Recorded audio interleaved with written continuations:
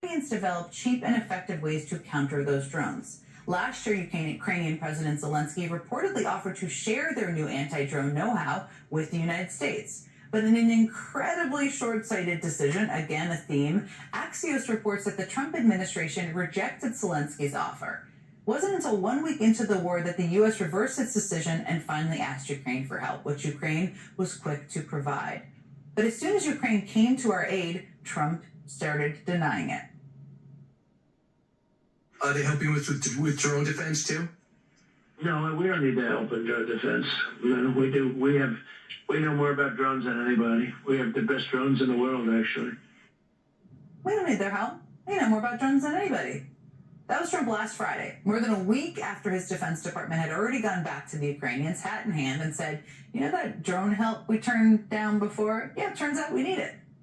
Then earlier this week, Zelensky gave an address to the UK Parliament where he made very clear that, yes, the US had asked for his help, and he gave it. Right now, there are 201 Ukrainians in the Middle East and Gulf region, and another 44 are ready to deploy. And I sent these military experts at the request of our partners, including the United States. In fact, this is a part of drone deal we proposed to the United States, which we worked on together and which is still on the table.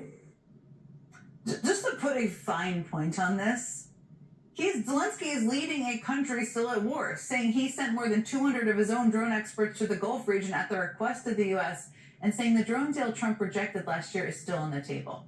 But Trump just cannot bring himself to accept that help from Zelensky. In an interview today with my colleague Stephanie Roll, Trump said of Zelensky, quote, "We don't want the help. I don't need the help. We don't want their help. He's doing that for political reasons."